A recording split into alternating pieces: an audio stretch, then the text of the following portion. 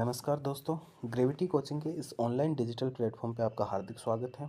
अपन रीट पात्रता परीक्षा 2025 से संबंधित साइकोलॉजी के एमसीक्यू क्वेश्चंस को सोल्व कर रहे थे।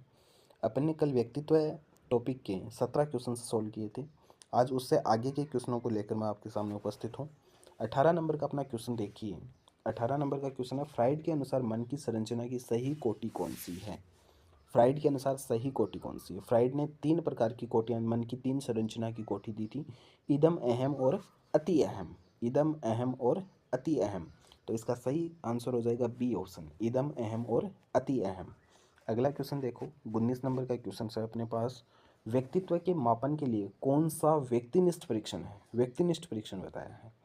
तो व्यक्तिनिष्ठ परीक्षण में रोसर्क परीक्षण कैसा है, व्यक्तिनिष्ठ परीक्षण नहीं है। थेमेटिक ए परसेप्शन परीक्षण भी व्यक्तिक परीक्षण नहीं है। शब्द साचर्य भी व्यक्तिक नहीं है। और जीवन कथा परीक्षण, खुद के व्यक्तित्व पे कथा का जीवन का परीक्षण किया जाएगा, तो वो कैसा हो गया, व्यक्तिनिष्ठ परीक्षण। खुद का एक व्यक्ति का परीक्षण हो गया उसमें, तो वो क्या हो गया, व्यक्तिनिष्ठ परीक्षण हो गया। अगला क्वेश्चन देखो, 20 नंबर का क्वेश्चन है, व्यक्तित्व और बुद्धि में वंशानुक्रम की क्या होती है, महत्वपूर्ण भूमिका होती है। तो इसका सही आंसर हो जाएगा बी वाला, महत्वपूर्ण भूमिका होती है।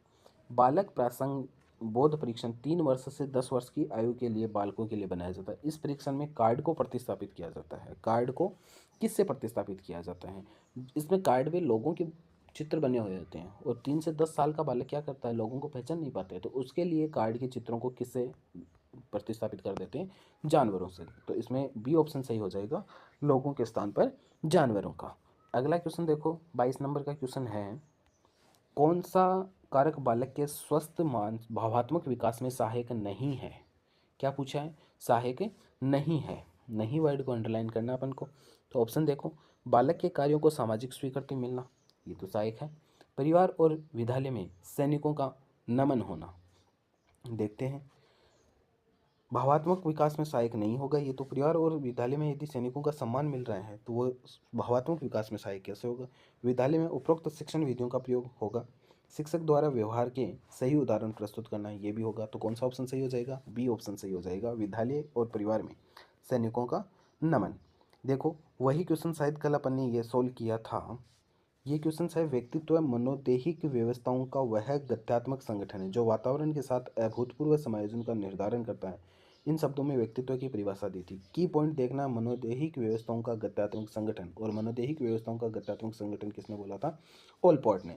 तो इसका राइट आंसर क्या हो जाएगा, ओलपॉट। अगला क्वेश्चन देखो, एक तरह से ये क्वेश्चन रिपीट ही हुआ है, रिपीट किया हुआ क्वेश्चन मान सकते हो इसको, क्योंकि ये क्वेश्चन एग्जाम्स में भी रिपीट होते हैं। तो पुरानी एग्जामों में से क्वेश्चन उठाए गए हैं, इसलिए ये क्वेश्चन रिपीट हुआ है। अगला क्वेश्चन देखो, 24 नंबर का क्वेश्चन है, अंतर्मुखी व्यक्तित्व होता है। अंतर्मुखी, खुद का खुद में ही रहने वाला कैसा व्यक्तित्व होगा, अंतर्मुखी व्यक्तित्व। क्रिया करने की तीव्र इच्छा रखने वाला व्यक्ति नहीं होगा।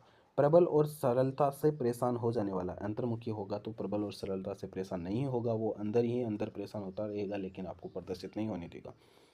विनम्र सरल स्वभाव वाला, ये सही है। अंतर्मुखी व्यक्तित्व वाला व्यक्ति कैसा होगा, विनम्र सरल स्वभाव वाला। अगला क्वेश्चन देखो, 25 नंबर का क्वेश्चन है अपने पास, किस मनोवैज्ञानिक ने व्यक्तित्व की संरचना के अंतर्गत गत्यात्मक और स्थलाकृति पक्ष का अध्ययन किया है। गत्यात्मक और स्थलाकृति पक्ष का अध्ययन, तो अध्ययन किसने किया है, लेविन और फ्राइड ने। फ्राइड ने गत्यात्मक और स्थलाकृति पक्ष का अध्ययन किया था। ये क्वेश्चन वापस रिक्त स्थान वाला आ गया। 26 नंबर का क्वेश्चन, पर्सनालिटी शब्द किस भाषा के मूल रूप से लिया गया है। तो किस भाषा से था, लैटिन भाषा के। पर्सोना शब्द से बना था, और पर्सोना शब्द का अर्थ था मुख उठाया, बाहरी आवरण। अगला क्वेश्चन देखो, 27 नंबर का क्वेश्चन है, रोरसा स्याही धब्बा परीक्षण व्यक्तित्व परीक्षण का कौन सा प्रकार है। रोरसा स्याही धब्बा परीक्षण कौन सा प्रकार था, व्यक्तिगत तो नहीं था, अपन ने वहाँ क्वेश्चन सोल्व किया था, तो ये कौन सा प्रकार हो जाएगा, प्रक्षेपी प्रकार हो जाएगा। अगला क्वेश्चन देखो, 28 नंबर का क्वेश्चन है, अंतर्मुखी व्यक्तित्व की विशेषता है। अंतर्मुखी व्यक्तित्व की विशेषता क्या होगी, इसका मुंह है अंदर की ओर दशा होता है, ये कोई विशेषता थोड़ी होती है। इसके मुंह की बनावट अन्य से भिन्न होती है, क्या पता बनावट भिन्न नहीं हो सकती। इसमें नेतृत्व के गुण नहीं पाए जाते, अंतर्मुखी होगा तो नेतृत्व के गुण नहीं पाए जाएंगे। इसमें सामाजिकता के गुण कम पाए जाते हैं, ये सही है, इसमें सामाजिकता के गुण कम पाए जाएंगे, वो नेतृत्व नहीं कर पाएगा।